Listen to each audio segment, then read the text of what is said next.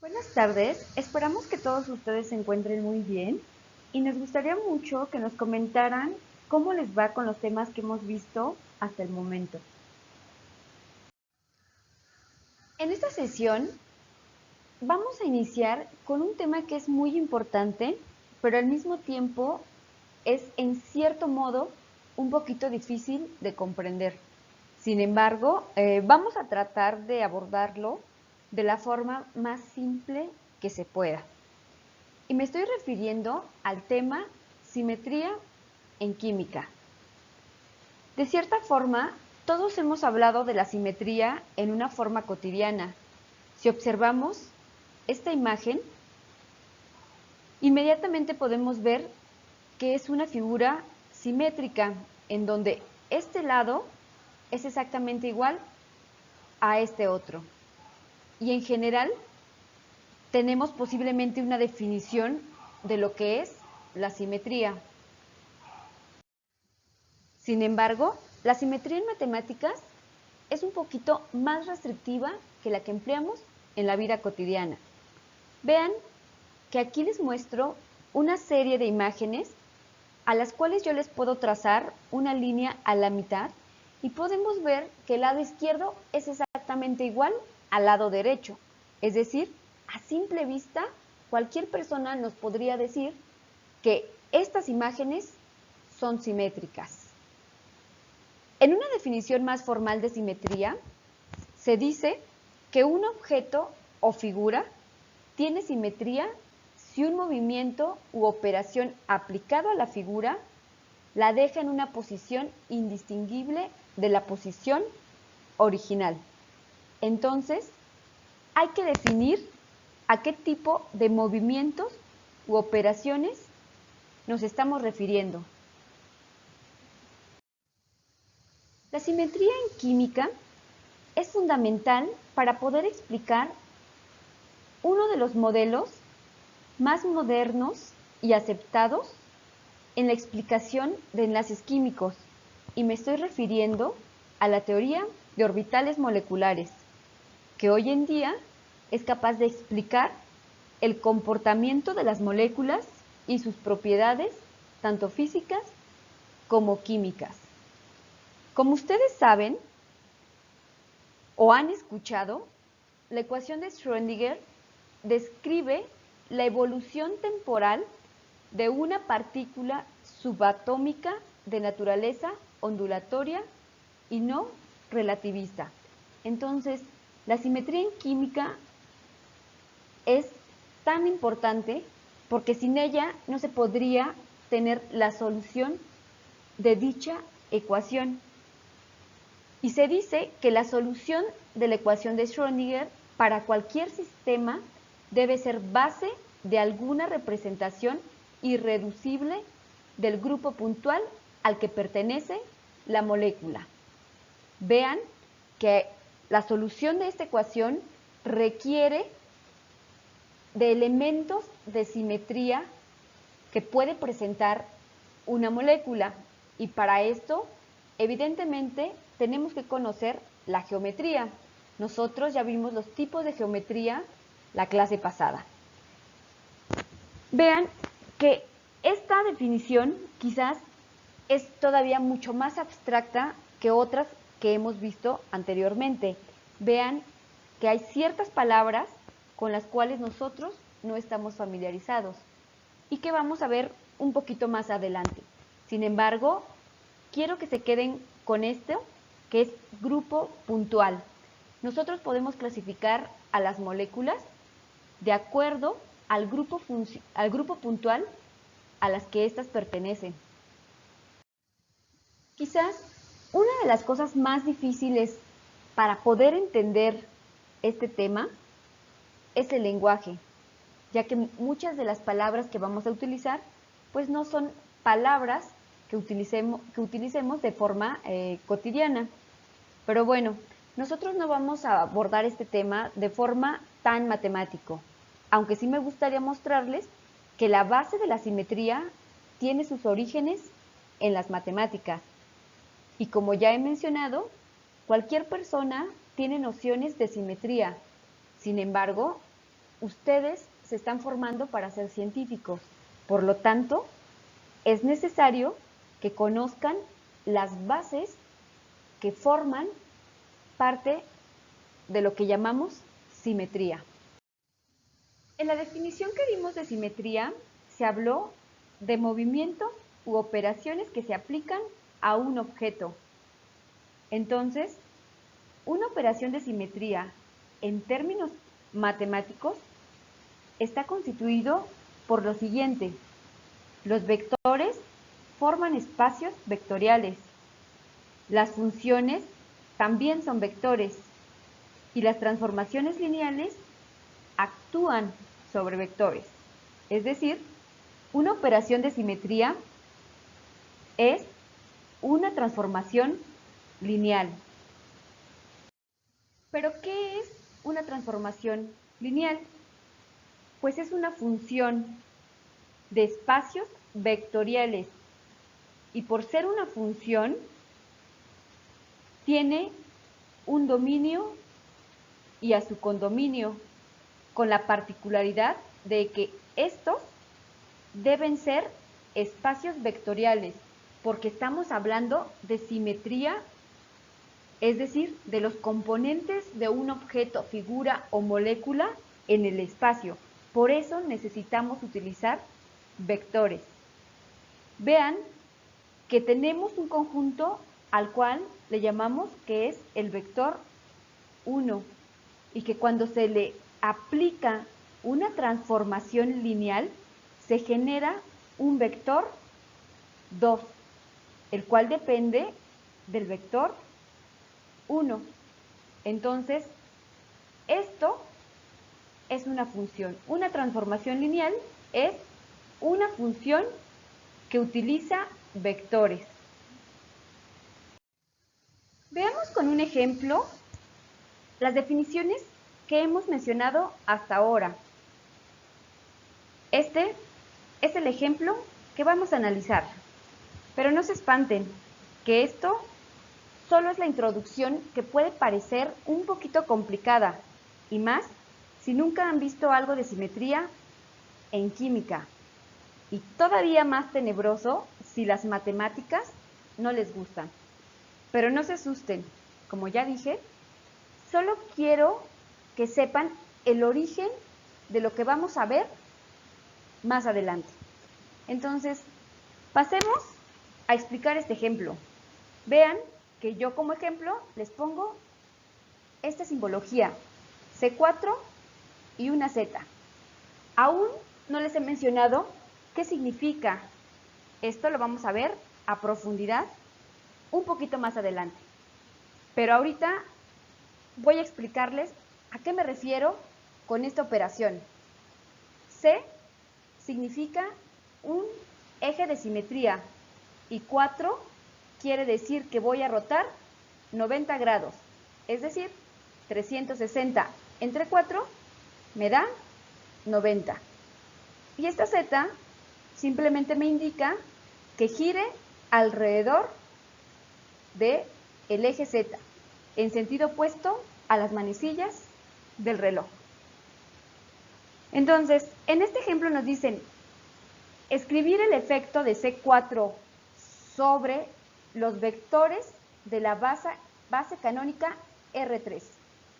Vean que la base canónica son los planos, o más bien los vectores, Y, Z y X.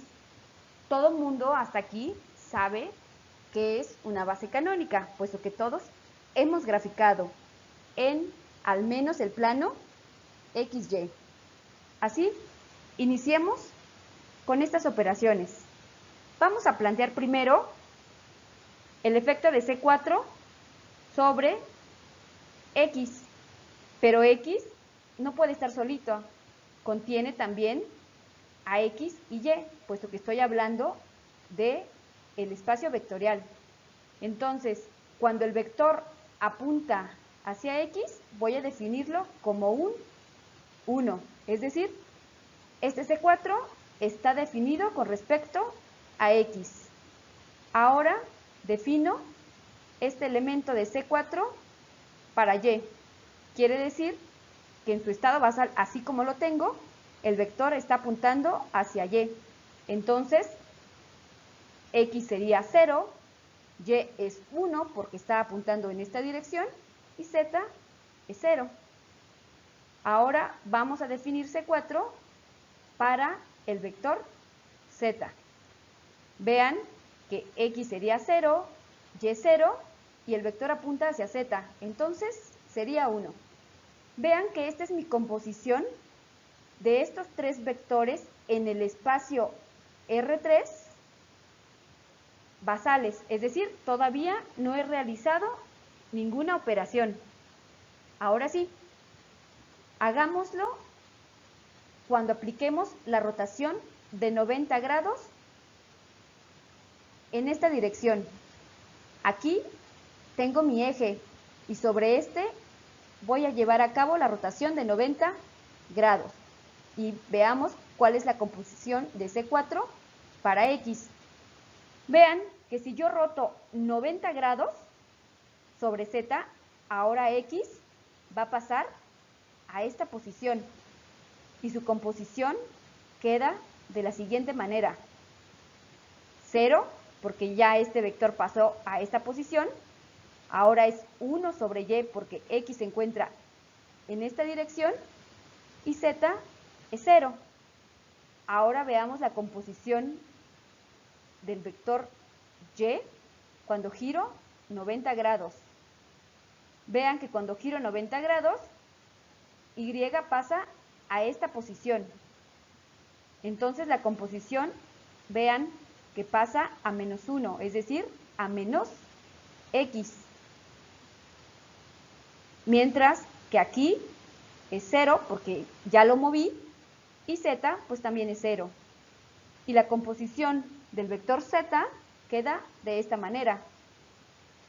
Puesto que estoy girando sobre este mismo, a este no le pasa nada. Y entonces la composición basal queda exactamente igual a la composición una vez que giré 90 grados. Quedándome así los vectores después de realizar un giro de 90 grados sobre Z. Ahora, me dice que exprese a los vectores transformados como una combinación lineal de los vectores base. Vean que estos son los vectores base, transformados como una combinación lineal, es decir, estos otros vectores que ya se les aplicó un giro de 90 grados y que pongamos la composición de estos. Cuando nosotros hacemos una transformación como una combinación lineal, nosotros utilizamos matrices, dado que no es el objetivo del curso explicar qué es una matriz, solamente se los voy a mencionar cómo se aplica para resolver este ejemplo. Pero si ustedes tienen curiosidad, yo los incito a que investiguen qué es una matriz y cómo se lleva a cabo una operación de matrices. Así, una vez que expreso mis vectores transformados como una combinación lineal, me quedan estas dos matrices. Vean que esta primera columna la obtengo después de aplicar esta operación, en donde la suma de 0 por cada uno de estos pues es 0 y me queda este primer elemento. Después 1 por 0 es 0, más 1 más 0 me queda 1 y 0 multiplicado por este y por este me da 0. La segunda columna la obtengo al realizar esta operación, es decir, menos 1 por 1 me da menos 1. No se toman en cuenta estos porque pues son 0. Aquí me quedaría 0, 0. En esta también me queda 0, 0 y aquí me queda 1. Si esta matriz yo la multiplico por las coordenadas de la base canónica, me queda esto, es decir, que C4, una vez que lo aplico a la base canónica, me queda esto. X se transforma en menos y en x y z en z. Veámoslo. Tenemos aquí nuestro eje de rotación.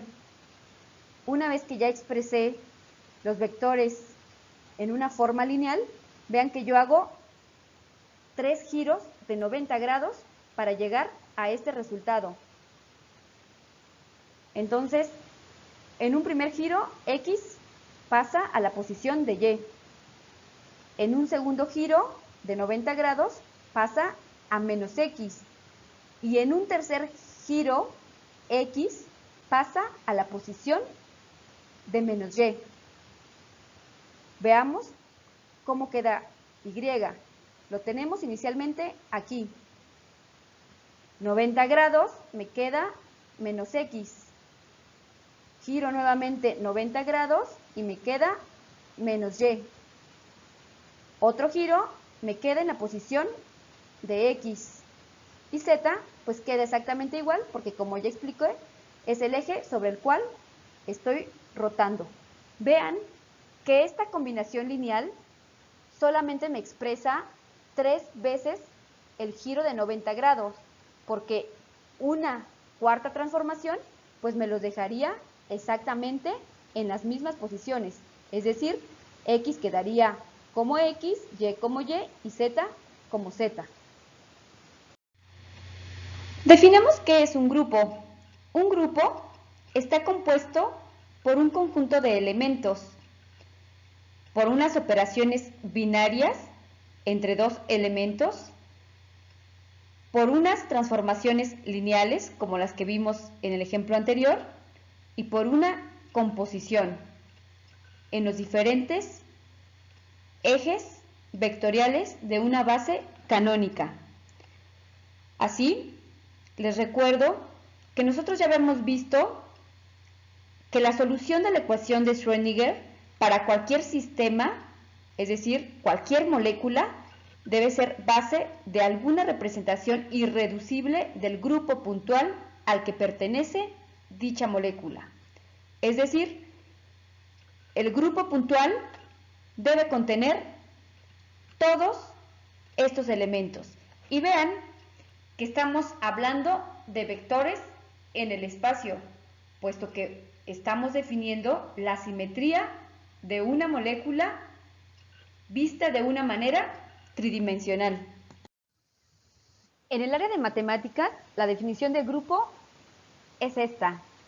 Nosotros no vamos a explicar todo esto, porque, como ya les mencioné, pues no es algo que se encuentre como uno de los objetivos de esta clase.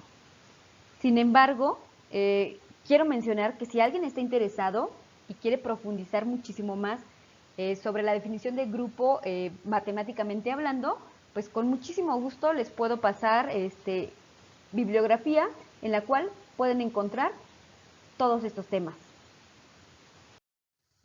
Así, las operaciones de simetría para un objeto dado forman un grupo bajo la composición. Aquí hay que tener cuidado, los elementos son las operaciones de simetría y la operación es la composición, como ya lo vimos en el ejemplo anterior. Ahora bien, hay que entender la diferencia entre un elemento de simetría y una operación de simetría. El elemento es el ente geométrico, es decir, el eje, el plano o el punto, mientras que la operación es la transformación lineal. Así, como vimos en el ejemplo anterior, C4 me decía que utilizara a Z como mi eje sobre el cual iba a rotar, es decir, era mi ente geométrico. Y cuando yo giro 90 grados, es la transformación lineal. Empecemos a aterrizar todos esos conceptos que hemos visto, pues hasta ahora ya se ha dicho que es un plano especular. Espero que recuerden que esto lo vimos cuando hablamos de isomería óptica. Y esto lo usaremos para explicar de manera más fácil qué es un elemento y qué es una operación. El elemento de simetría, como ya habíamos dicho, o ente geométrico, en este ejemplo, estamos hablando de un plano especular, sería el espejo. Es decir, este sería mi elemento de simetría. Y una operación de simetría o una transformación lineal es el reflejo de la molécula en el plano de espejo. Entonces, digámoslo de esta forma. Este plano es mi elemento de simetría y el que yo pueda reflejar esta molécula en ese espejo es mi operación de simetría. Así, los grupos puntuales son grupos de operaciones de simetría y los elementos que forman a esos grupos se intersectan en al menos un punto. Los grupos puntuales nos sirven para clasificar a las moléculas y otros objetos. Ya hablamos de geometría la clase pasada. Ahora vamos a analizar a las moléculas de acuerdo a su grupo puntual, el cual obviamente está íntimamente relacionado con la geometría, es decir, con la distribución espacial de los átomos que las constituyen. En esta diapositiva se van a proporcionar las definiciones de elementos de simetría y operaciones de simetría que forman a los grupos puntuales. Así, un elemento de simetría es una propiedad de un objeto respecto a la cual se puede llevar a cabo una operación. Y una operación de simetría es una transformación de un objeto respecto a sus elementos de simetría y deja un objeto en una posición indistinguible de su posición original. Así, cada objeto tendrá un conjunto de elementos de simetría sobre los cuales pueden aplicarse las operaciones de simetría apropiadas. Ejemplo, tenemos a la molécula de agua. Sabemos que es una molécula angular que está compuesta por oxígeno y 2 hidrógenos. Vean que si nosotros colocamos aquí un eje, podemos ver que es una molécula simétrica y que si yo le realizo una operación de 180 grados sobre este eje que yo estoy pintando aquí imaginariamente, me quedaría lo siguiente, roto 180 y obtendría esta molécula, la cual yo no puedo distinguir entre la primera. Por lo tanto, después de girar 180 grados, yo obtengo a la molécula de agua en una posición indistinguible de su posición original. En simetría, se dice que una flor, un cristal o una molécula poseen simetría cuando tienen dos o más operaciones en el espacio que no se diferencian, y el criterio para determinarlas se basa en los elementos y las operaciones de simetría. De esta manera, en una operación de simetría se desplaza una molécula en torno a un eje, a un punto o a un plano, a otra posición que no pueda distinguirse de la posición original, como lo vimos en el ejemplo del agua, en el cual se llevó a cabo un giro de 180 grados y me quedaron las moléculas exactamente iguales después de llevar a cabo esa operación de simetría. Entonces, las moléculas pueden tener ejes de simetría, como este, un centro de simetría y planos de simetría. Aquí, recuerden, el plano especular para determinar si una molécula poseía actividad óptica. Los elementos de simetría que vamos a estar utilizando son estos que les muestro en esta diapositiva, y estos son los símbolos que se utilizan. Vamos a explicar uno a uno más adelante. Iniciemos con el elemento de simetría, identidad, el cual se simboliza con la letra E mayúscula. La operación de identidad no afecta al objeto o molécula, es decir, no le hace nada. Y en esta operación se lleva a cabo una rotación de 360 grados. Una rotación de 360 grados también se simboliza como C1. Este elemento, es decir, la identidad, lo tienen todos los objetos y forman parte de todos los grupos puntuales que vamos a ver más adelante. Pongamos este ejemplo. Vean que les pongo una molécula octaédrica en donde aquí se encuentra el metal y estos son sus ligantes. Vean que todos los ligantes son iguales. Sin embargo, para poder representar la operación de simetría que quiero ejemplificar, he puesto números, pero eso no significa que sean distintos, ¿ok?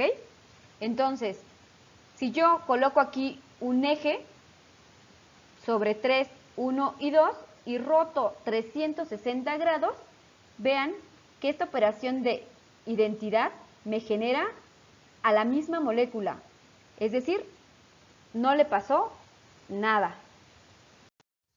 Un eje rotacional o eje rotacional propio nos dice lo siguiente: si al girar una molécula 360 grados sobre n, donde n es un entero, se obtiene como resultado una configuración indistinguible, decimos que la molécula tiene un eje rotacional n. Entonces, la rotación es un giro en un eje de rotación de 2π entre n grados. Por ejemplo, una operación C2 significa que es un giro de 180 grados. Las rotaciones pueden ser de 360 grados, de 180, de 120, de 90, etc. Hagamos este ejemplo. Apliquemos una operación C4 sobre esta molécula octaédrica, en donde, como ya mencioné, todos sus ligantes son iguales, pero yo les pongo números simplemente para que se pueda visualizar la operación de simetría que yo estoy realizando. Entonces, aquí me dice que haga un giro de C4, es decir, 360 entre 4 es un giro de 90 grados. Giro 90 grados y veamos qué es lo que sucede. Vean que aquí teníamos a este átomo después de 90 grados, vean hacia dónde estoy girando, pasa a esta posición y lo tenemos aquí. El 4 pasa a esta otra, el 6 aquí y el 5 a esta posición, mientras que los elementos que se encuentran sobre el eje se quedan igual, porque sobre ese estoy rotando. El centro de simetría o inversión se simboliza con la letra I cursiva. Entonces, una molécula tiene un centro de simetría si es posible mover en línea recta cualquier átomo de la molécula a través de un punto hasta un átomo idéntico de la misma distancia al otro lado de ese punto. Es decir, el centro de simetría es un punto en la molécula a través del cual todos los otros puntos se invierten. Es decir, que si nosotros lo vemos con coordenadas X, Y y Z, yo pasaría a menos X, menos Y y menos Z. Hagámoslo nuevamente con la molécula octaédrica, donde todos sus ligantes son exactamente iguales. El centro de inversión en esta molécula existe, porque vean que yo puedo pasar este átomo a este otro lado, este hacia acá y este hacia acá. Como ya mencioné, dado que este átomo es igual a este átomo, yo no podría distinguir entre estas dos moléculas porque son iguales. Pero esta molécula simétrica octaédrica posee un centro de inversión, ya que cumple con esta definición. Pasemos a los planos de simetría. Existen diferentes tipos de planos, los verticales, los horizontales y los diedrales. El símbolo de un plano de simetría es la letra griega sigma. Y vean que se denota con un subíndice, con una V para decir que es vertical, con una H para decir que es horizontal y con una D para decir que es diedral. El elemento de simetría es un plano o un espejo y la operación de simetría es una reflexión a través de dicho plano, como ya lo habíamos mencionado. Entonces, el plano de simetría vertical es vertical respecto al eje principal de rotación de la molécula, es decir, el de mayor orden. Por ejemplo, si tenemos una molécula que posee dos ejes de rotación, un C2, es decir, de 180 grados, y un C4, que es un giro de 90, significa que C4 sería mi eje de mayor orden. El plano de simetría horizontal es horizontal respecto al eje principal de rotación de la molécula. Y el plano diedral se encuentra a un ángulo respecto al eje principal de una molécula. Veamos ejemplos para un plano de simetría vertical. Nosotros ya habíamos mencionado que este plano es vertical respecto al eje principal de rotación en una molécula. Ejemplo, aquí tenemos a la molécula de agua. Nosotros ya habíamos visto que esta es una molécula simétrica y que si yo giro 180 grados, la puedo obtener de forma indistinguible. Esta molécula también posee obviamente un C1, es decir, un eje de 360 grados, pero entre C1 y C2, el de mayor orden o el eje principal es C2. Entonces, un plano vertical tiene que ser paralelo al eje de rotación de mayor orden. Y vean que este plano está cortando la molécula exactamente a la mitad. Esto es un plano vertical. Veamos un ejemplo de un plano de simetría horizontal. Un plano sigma H tiene que ser horizontal a mi eje de simetría principal. Asumamos que sobre esta línea, es decir, 2, 1 y 3, tengo a mi eje de rotación principal. Lo estoy asumiendo porque esto no es real, es solamente para ejemplificar a un plano de simetría horizontal. Entonces, vean que este tipo de planos son perpendiculares a mi eje de simetría de mayor orden. Y vean que este plano corta a la molécula siendo exactamente igual la parte de arriba y la parte de abajo. Ahora veamos el plano de simetría diedral, el cual es un poquito más complicado de visualizar que el vertical y el horizontal, pues este plano se encuentra a un ángulo respecto al eje principal de la molécula. Aquí les muestro un ejemplo de un ángulo diedral.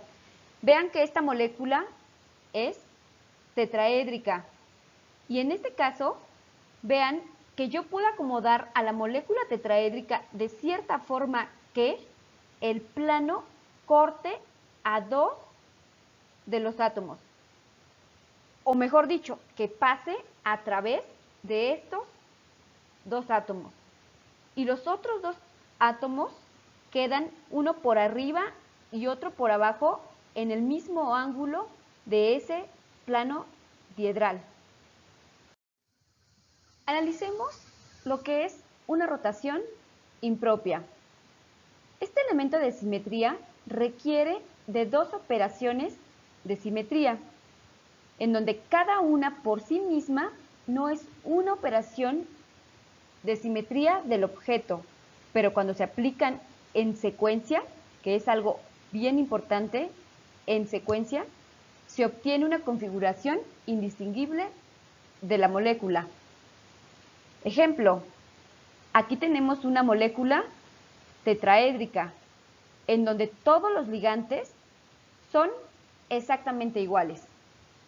Aquí los estoy designando con letras para que se pueda ver claramente la operación que voy a realizar.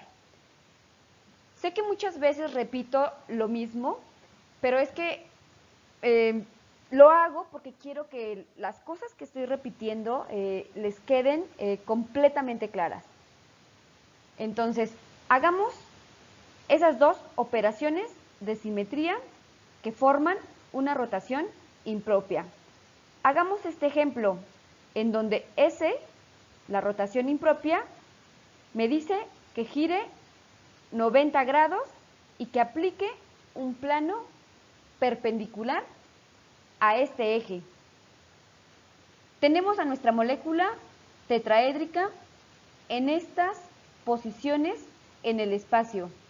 Para que sea un poquito más claro de observar, he colocado un cubo. Y noten cómo cada átomo se encuentra en diferentes vértices al ser una molécula tetraédrica. Aquí voy a colocar mi eje de rotación C4. Hagamos la primera operación, es decir, giremos 90 grados en esta dirección. Ahora, después de haber hecho este giro, noten cómo quedan los átomos distribuidos. A pasa a esta posición. B queda aquí, es decir, pasó de aquí a esta otra. D pasa aquí. Y C queda en esta otra. Vean que ahora ya tenemos a la molécula una vez que giramos 90 grados. Apliquemos ahora el plano horizontal, el cual, como ya mencioné, al ser un sigma h, debe ser perpendicular a mi eje de rotación principal. Y aquí lo estamos representando con ese plano amarillo. Veamos cómo se reflejan los átomos que están en la parte de arriba a través de este plano espejo, quedándonos de esta forma. A se refleja en esta posición, B en esta esquina, C pasa a esta otra posición y A se refleja de este lado. Así, vean que la molécula queda en las mismas posiciones de la molécula inicial, y puesto que son los mismos átomos, queda indistinguible de la molécula de la que yo inicié después de aplicar dos operaciones consecutivas, una rotación de 90 grados y aplicar un plano horizontal. Hasta aquí la primera parte de simetría. En la próxima sesión vamos a ver grupos puntuales ya aplicados a diferentes compuestos de coordinación. Y bueno, no me queda más que decir que Minidiente siempre muestra su apoyo. Véanlo, que así estaba cuando inició la clase y terminó así al final de esta sesión. Es un poquito complicado, pero no me queda más que decir que lo vean varias veces y que lean este tema en los diferentes libros que le subí a la carpeta de Drive. Uno que quizás para ustedes sea muchísimo más fácil porque viene en español es el Hyuji y realmente viene explicado de una manera bastante fácil de entender. Cualquier cosa, bueno, pues ya saben que nos pueden escribir para resolver dudas. Igual, si necesitan asesorías, bueno, nos ponemos de acuerdo y las realizamos. Que estén muy bien. Hasta luego.